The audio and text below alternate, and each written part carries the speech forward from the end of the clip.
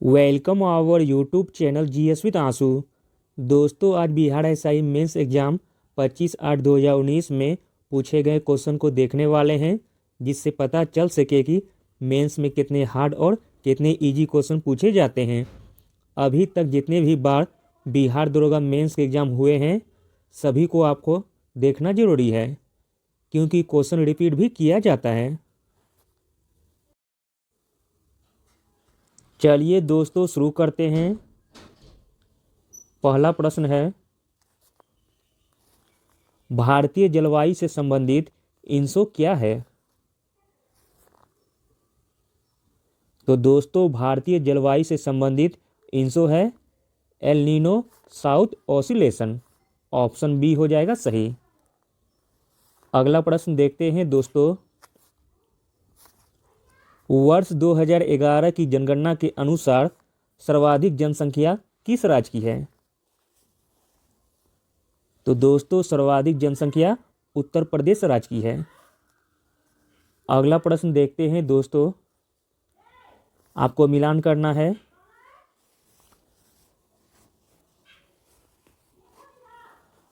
तो दोस्तों, ए का मिलान हो जाएगा 1 से, बी का मिलान हो जाएगा दोस्तों 2 से, और सी का मिलान हो जाएगा दोस्तों 3 से, 4 का मिलान हो जाएगा दोस्तों 4 से। इस प्रकार ऑप्शन ए हो जाएगा सही। टिहरी बांध, जो कि देश का सबसे बड़ा ऊंचा बांध है, और यह भागीरथी नदी पर उत्तराखंड में स्थित है। सरदार सरोवर बांध, जो कि नर्मदा नदी पर स्थित है, और यह गुजरात राज्य में स्थित है। तुंगभद्रा बांध, जो कि कर्नाटक राज्य में स्थित है, और हीराकुंड बांध महानदी पर उड़ीसा में स्थित है। अगला प्रश्न देखते हैं दोस्तों। निम्न में से कौन सही नहीं है, आपको बताना है। तो दोस्तों, जो सही नहीं है वो है ऑप्शन सी, पीट मिट्टी उत्तर प्रदेश, जो कि गलत दिया गया है। पीट मिट्टी दोस्तों केरल, उत्तराखंड राज्यों में पाई जाती है। बाकी सभी सही दिए गए हैं। दलदली मिट्टी कच्छ के रण में, नमकीन मिट्टी मरुभूमि में, तथा लेटेराइट मिट्टी तमिलनाडु में। अगला प्रश्न देखते हैं दोस्तों। कांच का गहरा नीला रंग किस कारण होता है? तो दोस्तों, कांच का गहरा नीला रंग होता है कोबाल्ट ऑक्साइड के कारण। अगला प्रश्न देखते हैं। अमीबा किसमें भोजन ग्रहण करता है? तो दोस्तों, अमीबा भोजन ग्रहण करता है कूटपाद से। अगला प्रश्न देखते हैं दोस्तों। इनमें से सबसे कम प्रदूषण किससे होता है? तो दोस्तों, सबसे कम प्रदूषण होता है सीएनजी से। सीएनजी का फुल फॉर्म होता है कंप्रेस्ड नेचुरल गैस। अगला प्रश्न देखते हैं। प्रकाश का तरंग सिद्धांत किसने दिया था? तो दोस्तों, प्रकाश का तरंग सिद्धांत दिया था हाइजेन ने। ऑप्शन ए हो जाएगा सही। अगला प्रश्न देखते हैं दोस्तों। इनमें से कौन परजीवी पादप है? तो दोस्तों, कसकुटा एक परजीवी पादप है। अगला प्रश्न देखते हैं। अमलगम क्या है? तो दोस्तों, अमलगम है एक तरल पारा मिश्रित धातु। ऑप्शन ए हो जाएगा सही। अगला प्रश्न देखते हैं दोस्तों। डीएनए किस में पाया जाता है? तो दोस्तों, डीएनए पाया जाता है केंद्रक में। अगला प्रश्न देखते हैं दोस्तों। यदि किसी वस्तु का संवेग दोगुना कर दिया जाए तो उसकी गतिज ऊर्जा में कितने प्रतिशत की वृद्धि होगी?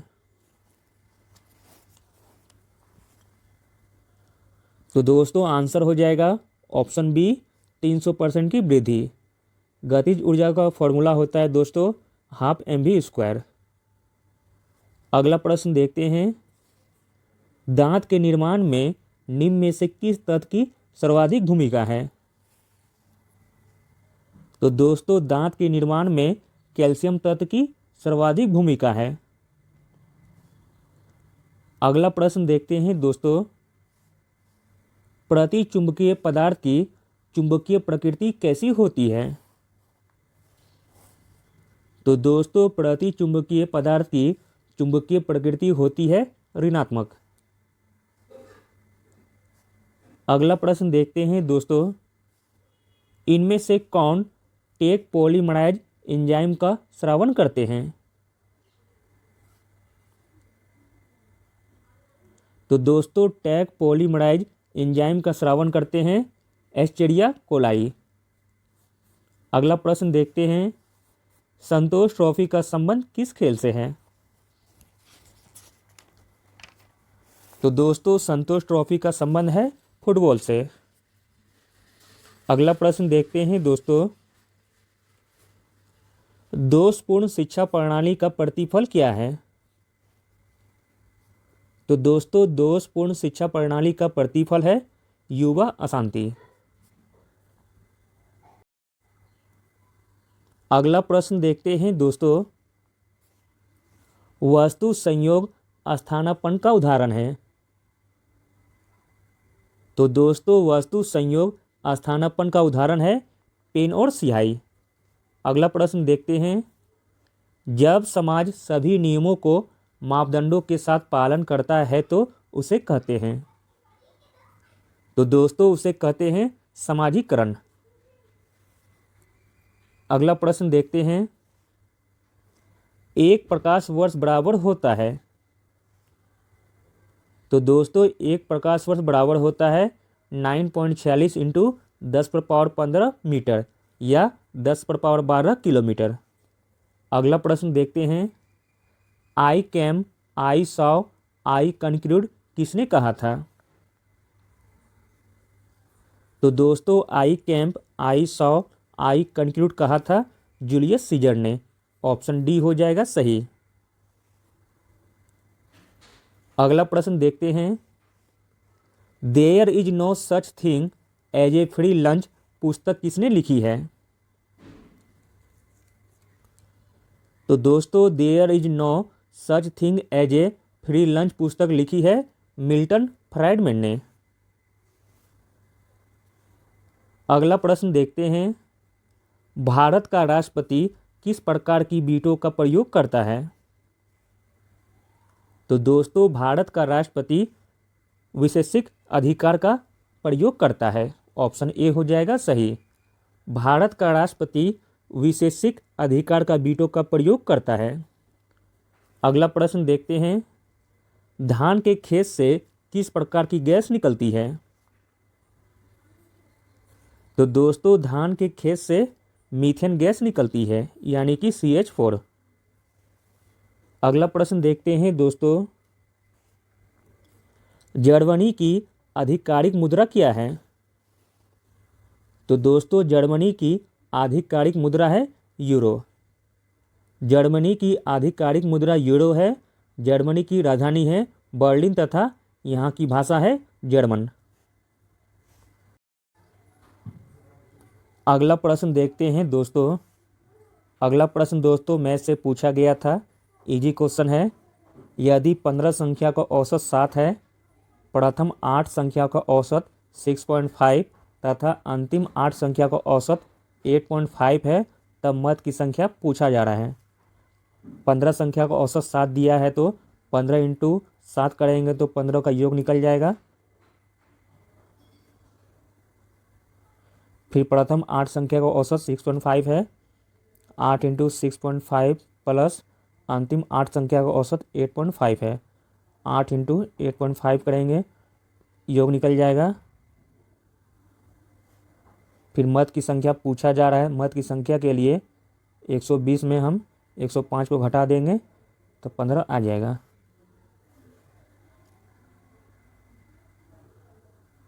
इस प्रकार ऑप्शन बी हो जाएगा दोस्तों सही।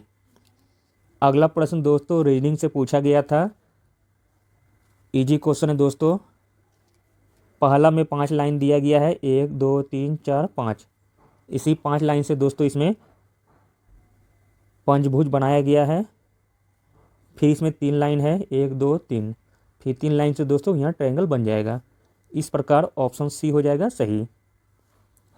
अगला प्रश्न देखते हैं दोस्तों। अगला प्रश्न भी दोस्तों रीजनिंग से पूछा गया था। यह भी दोस्तों एकदम इजी क्वेश्चन है। निम्न में ऐसे कितने 8 हैं जिसके पहले 6 तथा बाद में 5 हैं? आंसर हो जाएगा दोस्तों ऑप्शन बी। अगला प्रश्न दोस्तों मैथ से पूछा गया था। यह भी दोस्तों इजी क्वेश्चन है। फॉर्मूला पर रख दीजिएगा, बन जाएगा ए क्यूब प्लस बी क्यूब पर। आंसर हो जाएगा दोस्तों ऑप्शन ए। अगला प्रश्न दोस्तों रीजनिंग से पूछा गया था। यह भी इजी क्वेश्चन है। आंसर हो जाएगा ऑप्शन सी। 31 का आंसर हो जाएगा दोस्तों ऑप्शन बी।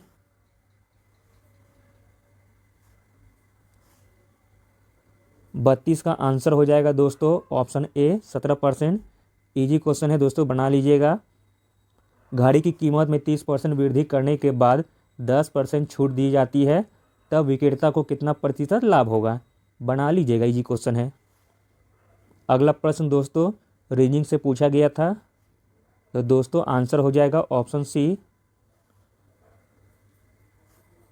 34 का आंसर हो जाएगा दोस्तों ऑप्शन ए। 35 का आंसर हो जाएगा दोस्तों ऑप्शन डी। 36 का आंसर हो जाएगा दोस्तों ऑप्शन सी।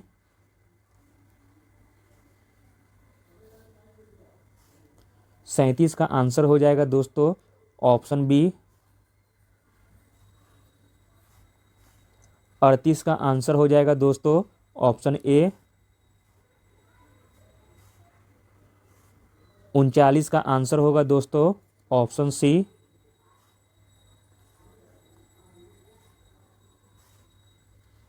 40 का आंसर हो जाएगा दोस्तों ऑप्शन बी।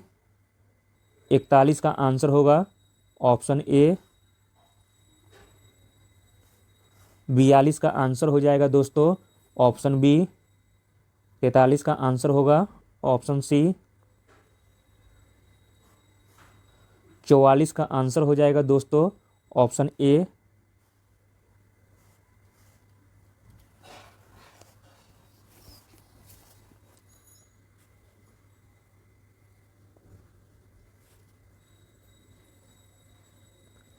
पैंतालीस का आंसर हो जाएगा दोस्तों ऑप्शन बी।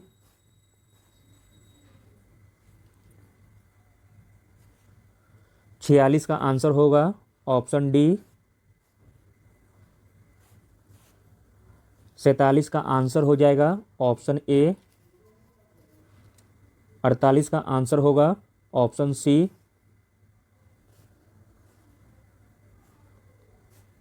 49 का आंसर होगा ऑप्शन ए।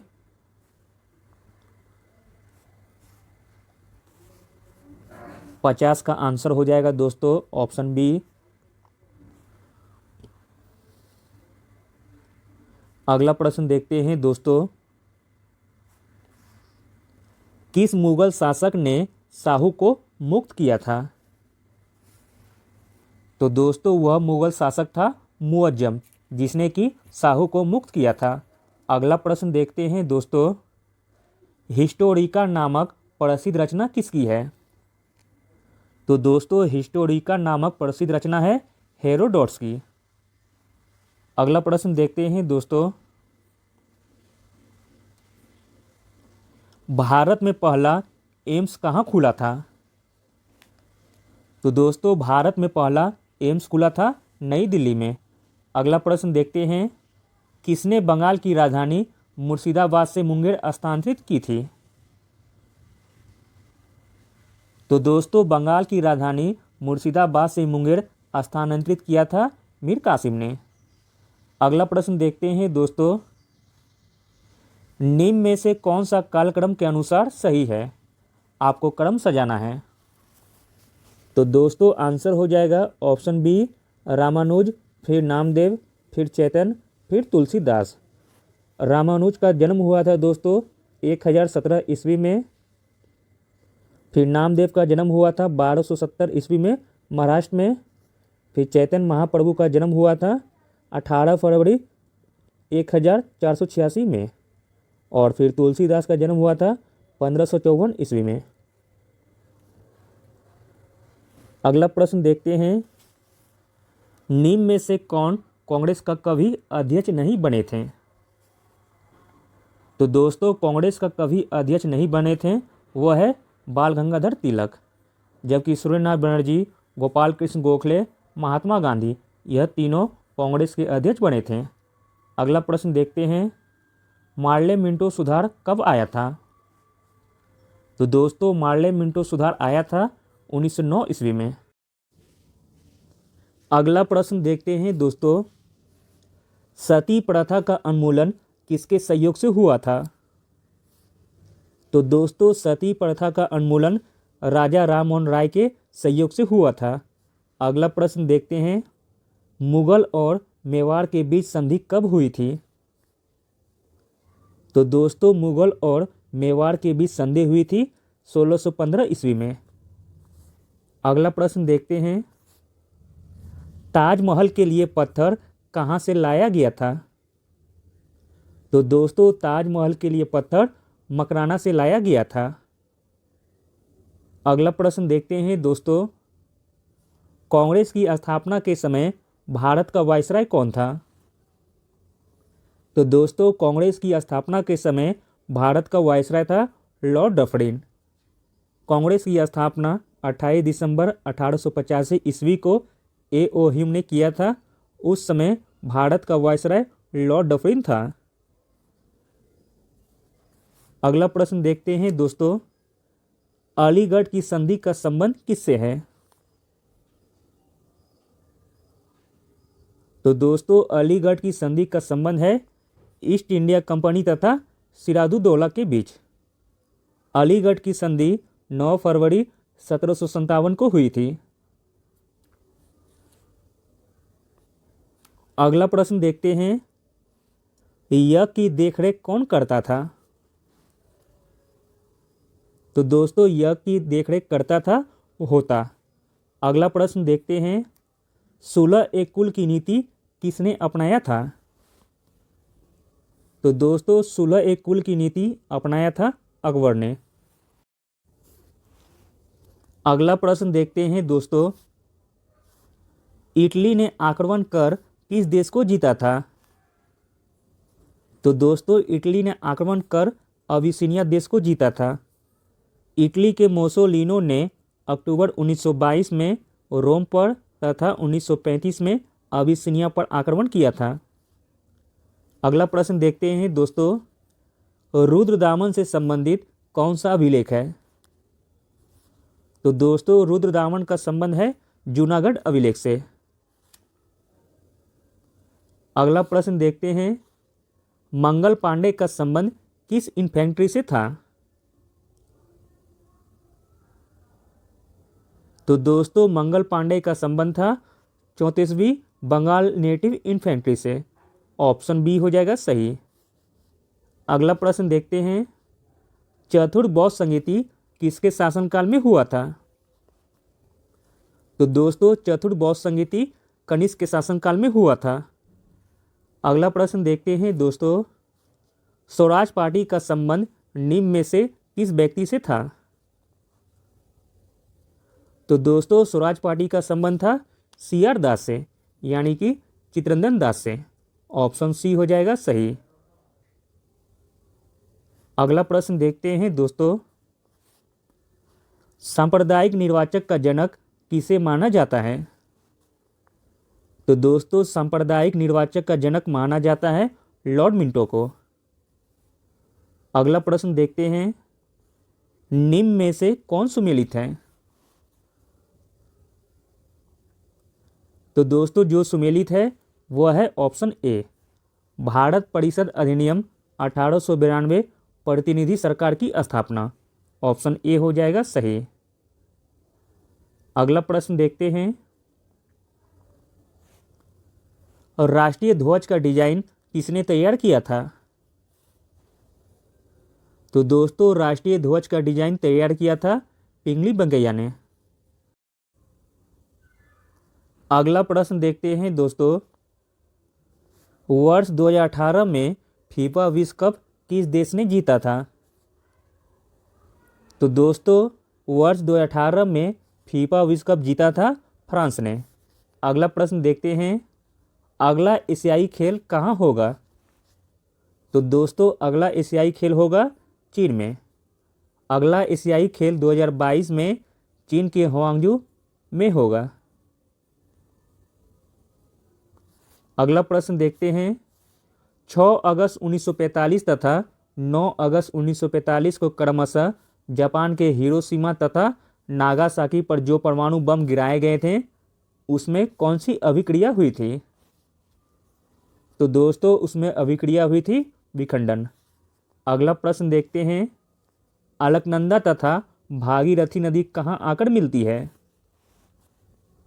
तो दोस्तों अलकनंदा तथा भागीरथी आकर मिलती है देवप्रयाग में। अगला प्रश्न देखते हैं दोस्तों, बरमूडा त्रिकोण से संबंधित देश कौन सा है? तो दोस्तों बरमूडा त्रिकोण से संबंधित देश है अमेरिका। अगला प्रश्न देखते हैं, निम्न में से कौन इस्पात उद्योग के संबंध में सुमेलित है? तो दोस्तों जो सुमेलित है वो है ऑप्शन ए, तमिलनाडु सेलेम। सेलेम जो कि इस्पात संयंत्र तमिलनाडु में पड़ता है, जबकि दुर्गापुर पश्चिम बंगाल में है, भिलाई छत्तीसगढ़ में है और राउरकेला उड़ीसा में। अगला प्रश्न देखते हैं दोस्तों, निम्न को सुमेलित करें। आपको मिलान करना है। तो दोस्तों ए का मिलान हो जाएगा दोस्तों 2 से काजीरंगा जो कि असम में स्थित है। बी का मिलान हो जाएगा दोस्तों 3 से बांधवगढ़ मध्य प्रदेश में स्थित है। और सी का मिलान हो जाएगा दोस्तों 4 से नंदनकानन उड़ीसा राज्य में स्थित है। और डी का मिलान होगा दोस्तों 1 से मेलघाट महाराष्ट्र में स्थित है। इस प्रकार ऑप्शन ए हो जाएगा सही। अगला प्रश्न देखते हैं दोस्तों, दूध सागर जलप्रपात कहाँ है? तो दोस्तों दूध सागर जलप्रपात स्थित है गोवा में। अगला प्रश्न देखते हैं, नामचिक नामफुक कोयला क्षेत्र कहाँ है? तो दोस्तों नामचिक नामफुक कोयला क्षेत्र स्थित है अरुणाचल प्रदेश में। अगला प्रश्न देखते हैं, निम्न में से कौन सा मंडल सर्वाधिक गर्म होता है? तो दोस्तों 6 मंडल सर्वाधिक गर्म होता है। अगला प्रश्न देखते हैं दोस्तों, कर्नाटक और महाराष्ट्र में अवस्थित पश्चिमी घाट को क्या कहते हैं? तो दोस्तों कर्नाटक और महाराष्ट्र में अवस्थित पश्चिमी घाट को कहते हैं सह्याद्री। अगला प्रश्न देखते हैं दोस्तों, निम्न में से कौन सुमेलित नहीं है? तो दोस्तों जो सुमेलित नहीं है वह है ऑप्शन सी, शिव किला जम्मू कश्मीर, जो कि गलत दिया गया है। शिव किला दर्रा, रोहतांग दर्रा, बारालाचा दर्रा हिमाचल प्रदेश में स्थित है। बाकी सभी सही दिए गए हैं। नाथुला सिक्किम में है, रोहतांग दर्रा हिमाचल प्रदेश में है, बोमडिला दर्रा अरुणाचल प्रदेश में है। अगला प्रश्न देखते हैं, रंगित नदी कहाँ बहती है? तो दोस्तों रंगित नदी बहती है सिक्किम में। अगला प्रश्न देखते हैं दोस्तों, कर्क रेखा निम्न में से किस राज्य से होकर गुजरती है? तो दोस्तों कर्क रेखा गुजरती है झारखंड, मध्य प्रदेश, त्रिपुरा तथा मिजोरम से। कर्क रेखा भारत के 8 राज्यों से होकर गुजरती है, गुजरात, राजस्थान, मध्य प्रदेश, छत्तीसगढ़, झारखंड, पश्चिम बंगाल, त्रिपुरा तथा मिजोरम। अगला प्रश्न देखते हैं दोस्तों, किस अनुच्छेद के तहत नीति निर्देशक तत्व को न्यायालय में प्रश्नगत नहीं किया जा सकता है? तो दोस्तों वह अनुच्छेद है अनुच्छेद 37। अगला प्रश्न देखते हैं दोस्तों, राज्य निर्वाचन आयुक्त को कौन पदच्युत कर सकता है?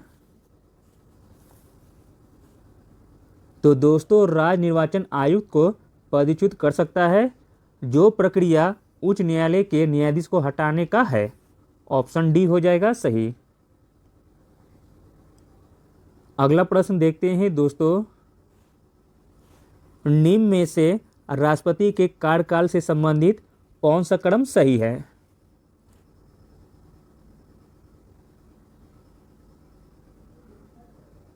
तो दोस्तों जो क्रम सही है वो है ऑप्शन डी, फखरुद्दीन अली अहमद, फिर ज्ञानी जेल सिंह, फिर आर वेंकट रमन, फिर शंकर दयाल शर्मा।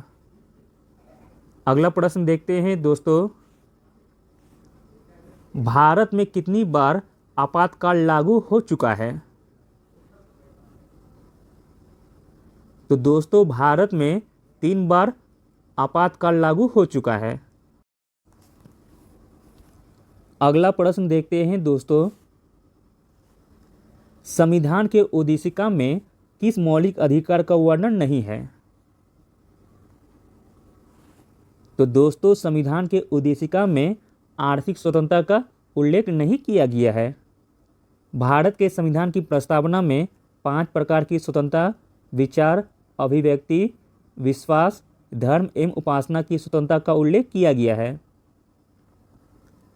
अगला प्रश्न देखते हैं, पंचायती राज की व्यवस्था से संबंधित समिति कौन सा है? तो दोस्तों पंचायती राज की व्यवस्था से संबंधित समिति है बलवंत राय मेहता समिति। अगला प्रश्न देखते हैं, अंतर्राष्ट्रीय परिषद की गठन किस समिति की सिफारिश पर की गई थी? तो दोस्तों अंतर्राज्यीय परिषद का गठन कैलकट समिति की सिफारिश पर की गई थी। कैलकट समिति की सिफारिश पर संविधान के अनुच्छेद 263 के अंतर्गत केंद्र एवं राज्यों के बीच समन्वय स्थापित करने के लिए राष्ट्रपति एक अंतर्राज्यीय परिषद की स्थापना कर सकता है। अगला प्रश्न देखते हैं दोस्तों, उद्देशिका में 42वें संविधान संशोधन में कौन सा शब्द जोड़ा गया है?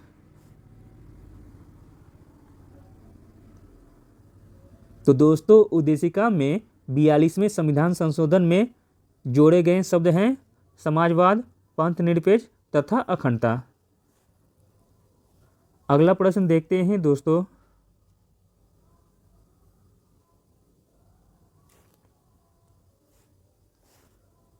भारत के राष्ट्रपति को किस प्रकार पदच्युत किया जाता है? तो दोस्तों भारत के राष्ट्रपति को पदच्युत किया जाता है संसदीय प्रक्रिया के द्वारा। राष्ट्रपति पर महाभियोग लगाकर उसे पदच्युत किया जाता है। इसका प्रावधान संविधान के अनुच्छेद 61 में किया गया है। अगला प्रश्न देखते हैं, संघात्मक सरकार में क्या होता है? तो दोस्तों संघात्मक सरकार में होता है शक्तियों का एकीकरण। अगला प्रश्न देखते हैं, भारत का राष्ट्रीय वृक्ष क्या है? तो दोस्तों भारत का राष्ट्रीय वृक्ष है बरगद। अगला प्रश्न देखते हैं, भारत का राष्ट्रीय जलीय जीव कौन है?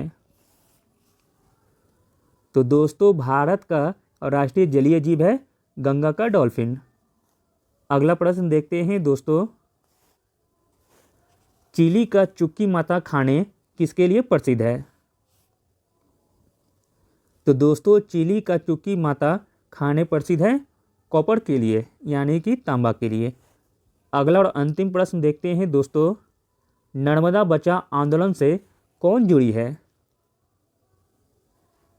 तो दोस्तों नर्मदा बचाओ आंदोलन से जुड़ी है मेधा पाटेकर। ऑप्शन ए हो जाएगा सही। Thank you.